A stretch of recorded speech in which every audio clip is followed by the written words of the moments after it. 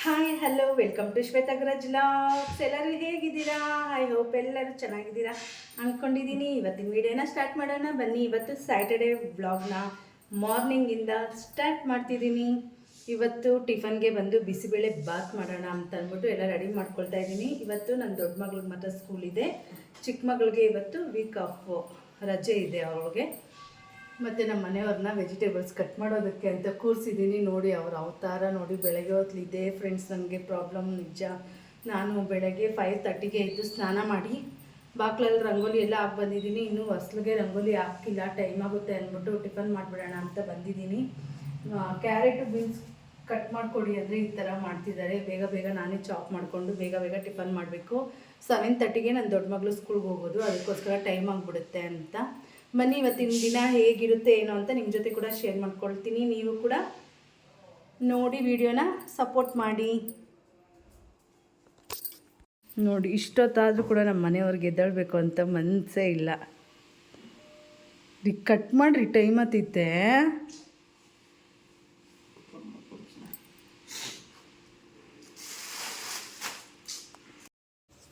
ಇದು ಬಂದು Saturday morning friends. ಎಲ್ಲ ಕೆಲಸ ಆದಮೇಲೆ ನನ್ನ ಚಿಕ್ಕ ಮಗಳಿಗೆ ಇವತ್ತು ರಜೆ. ಬೆಳಗ್ಗೆ ಎದ್ದಾಗಿಂದ ಟಿ ವಿ ಬಿಟ್ಟು ಅವಳಂತೂ ಬೇರೆ ಕೆಲಸ ಏನೂ ನೋಡ್ತಿಲ್ಲ, ಟಿ ವಿ ನೋಡ್ಕೊತ ಕೂತ್ಕೊಂಡಿದ್ದಾಳೆ. ನಾನಂತೂ ಈಗ ಕಾಫಿ ಮಾಡ್ಕೊಬಂದು ಎಲ್ಲ ಕೆಲಸ ಮುಗಿದ್ಮೇಲೆ ಫ್ರೆಂಡ್ಸ್ ನಾವಂತೂ ಕಾಫಿ ಕುಡಿಯೋದು. ಕೂತ್ಕೊಂಡು ಹಿಂಗೆ ಚೇಷ್ಟೆ ಮಾಡ್ತಾಯಿದ್ದೀನಿ. ನಮ್ಮ ಮನೆಯವ್ರು ನೋಡಿ ನೋಡ್ತಾನೆ ಇಲ್ಲ ನನ್ನ ಕಡೆ ಅಂತಂದ್ಬಿಟ್ಟು ಹಿಂಗಂದೆ. ಅವರು ಕಾಫಿ ಚೆಲ್ಕೊಂಬಿಟ್ರಂತೆ. ಅವ್ರ ರಿಯಾಕ್ಷನ್ ನೋಡಿ ನನಗಂತೂ ಭಯನೇ ಆಗ್ಬಿಡ್ತು ನಿಜವಾಗ್ಲೂ. ಚೆಲ್ಕೊಂಡಲ್ಲ ಕಾಫಿ ಅಂತ. ಆವಾಗಲಿಂದ ವೀಡಿಯೋ ಮಾಡ್ತಾಯಿದ್ದೀನಿ ಫ್ರೆಂಡ್ಸ್. ಈ ಕಡೆ ಒಂದು ಲುಕ್ ಕೂಡ ಕೊಟ್ಟಿಲ್ಲ, ಅದಕ್ಕೋಸ್ಕರನೇ ನೋಡಿ ಆಫ್ ಮಾಡುವ ಅದನ್ನ ಅಂತ ಹೇಳ್ತಾವ್ರೆ. ಈಗ ನಮ್ಮದು ಕಾಫಿ ಟೈಮ್. ನಾವು ಕಾಫಿ ಕುಡಿಯೋವಾಗ ಮಾತ್ರ ಇಬ್ಬರು ಒಟ್ಟಿಗೆ ಕೂತ್ಕೊಂಡು ಒಂದು ಸ್ವಲ್ಪ ಟೈಮ್ನ ಸ್ಪೆಂಡ್ ಮಾಡ್ತೀವಿ. ಆಮೇಲೆ ಆಗೋದಿಲ್ಲ ಫ್ರೆಂಡ್ಸ್. ನಾನೊಂದು ಕೆಲಸ ಮಾಡ್ತಿರ್ತೀನಿ, ಅವರು ಒಂದು ಸ್ವಲ್ಪ ಕೆಲಸ ಮಾಡಿಕೊಡ್ತಾರೆ, ನನಗೆ ಹೆಲ್ಪ್ ಮಾಡ್ತಾರೆ. ಆಮೇಲೆ ಟಿ ವಿ ನೋಡ್ತಾ ಇದ್ವಿಯಲ್ಲ ಮಗಳು, ಅವ್ರು ನೋಡಿ ಆ ಮಗು ನೋಡೋ ಚಾನಲ್ನ ಅಷ್ಟು ಇಂಟ್ರೆಸ್ಟಾಗಿ ನೋಡ್ತಿದ್ದಾರೆ. ತಾಳೆ ನೋಡಿ ನಿಂಗೆ ಕಸ್ಬೇಕು ಆಯ್ತಾ?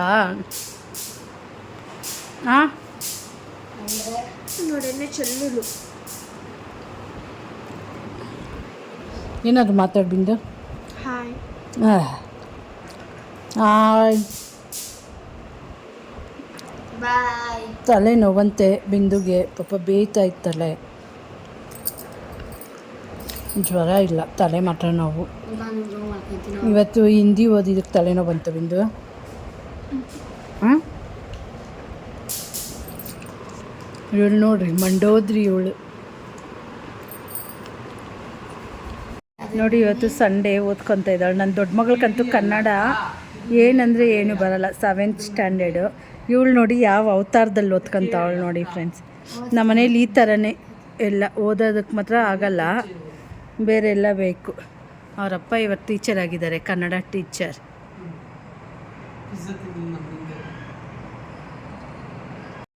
ಇದು ಬಂದು ಭಾನುವಾರ ರಾತ್ರಿ ಹೇಗೋ ಟಿ ವಿ ನೋಡಿಕೊಂಡು ಊಟ ಎಲ್ಲ ಮುಗೀತು.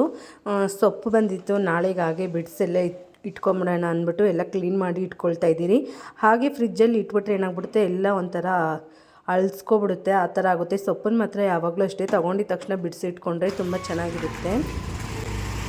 ಈ ವಿಡಿಯೋ ಬಂದು ಮಂಡೇ ಮಾರ್ನಿಂಗ್ದಾಗಿರುತ್ತೆ. ಸ್ಕೂಲ್ಗೆ ಕಳಿಸ್ತಾ ಇದ್ದೀನಿ. ನನ್ನ ಮಕ್ಕಳದಂತೂ 7:30ಗೆ ಇರುತ್ತೆ ಸ್ಕೂಲು.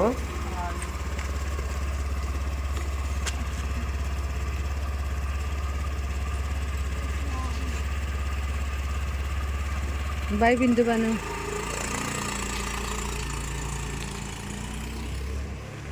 ನಡಿಯೋ ಮನೇಕ ನಡಿ.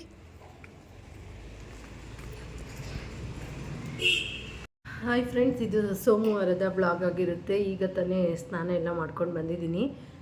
3:30 ಆಗ್ತಾ ಬಂತು ಟೈಮು. ಈಗ ಹೋಗಿ ಮಕ್ಕಳನ್ನ ಕರ್ಕೊಬರ್ಬೇಕು ಸ್ಕೂಲಿಂದ.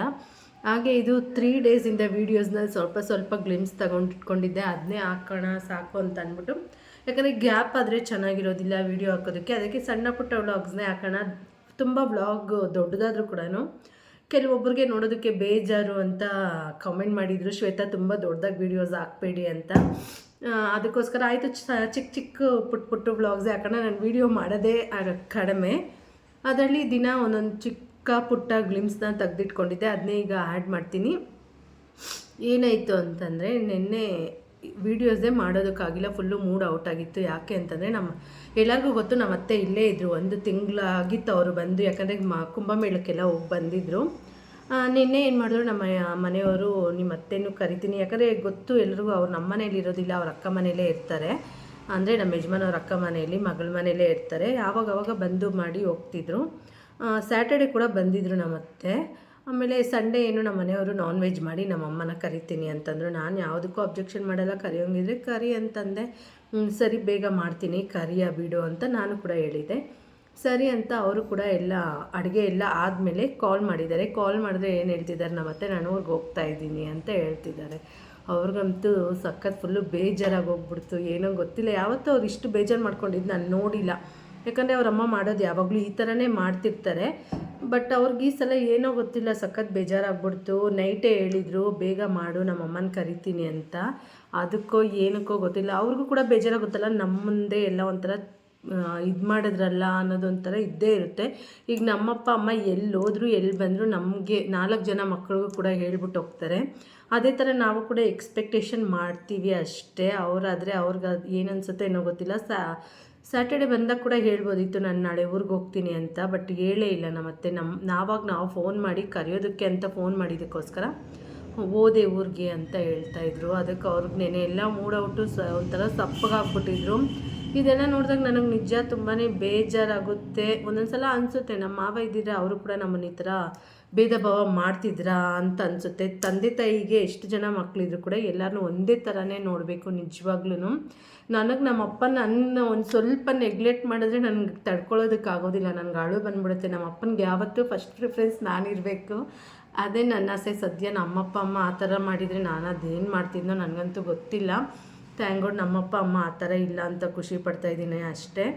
ಅದಕ್ಕೋಸ್ಕರ ನಾನು ಯಾವುದೇ ವೀಡಿಯೋಸ್ ಮಾಡಿಲ್ಲ. ಅವ್ರು ಬೇಜಾರಾಗಿರುವಾಗ ನಾನು ಹೆಂಗೆ ವೀಡಿಯೋಸ್ ಮಾಡಲಿ ಅಂತ ಅಂದ್ಬಿಟ್ಟು ಮಕ್ಕಳಿಗೆ ಸ್ವಲ್ಪ ಹೇಳ್ಕೊಡ್ತಿದ್ರಲ್ಲ ಕನ್ನಡ, ಆವಾಗ ಮತ್ತು 1-2 ಗ್ಲಿಮ್ಸ್ ತೊಗೊಂಡಿಟ್ಕೊಂಡೆ ಅಷ್ಟೇ ಫ್ರೆಂಡ್ಸ್. ಇವತ್ತಿನ ವೀಡಿಯೋನ ಇಲ್ಲಿಗೆ ಎಂಡ್ ಮಾಡ್ತಿದ್ದೀನಿ. ಈ ವಿಡಿಯೋ ಯಾರಿಗೆಲ್ಲ ಇಷ್ಟ ಆಯಿತು ಪ್ಲೀಸ್ ಲೈಕ್ ಮಾಡಿ, ಶೇರ್ ಮಾಡಿ, ನಿಮ್ಮ ಫ್ರೆಂಡ್ಸ್ಗೂ ಕೂಡ ಹೇಳಿ ಸಬ್ಸ್ಕ್ರೈಬ್ ಮಾಡ್ಕೊಳ್ಳೋದಕ್ಕೆ. ವೀಡಿಯೋಸ್ನ ನಿಮ್ಮ ಫ್ರೆಂಡ್ಸ್ ಜೊತೆ ಕೂಡ ಶೇರ್ ಮಾಡ್ಕೊಳ್ಳಿ. ಹೋಗಿ ಬರ್ತೀನಿ ಸ್ನೇಹಿತರೆ, ಮುಂದಿನ ವೀಡಿಯೋದಲ್ಲಿ ಸಿಗ್ತೀನಿ. ಅಲ್ಲಿವರೆಗೂ ಟೇಕ್ ಕೇರ್, ಬಾಯ್.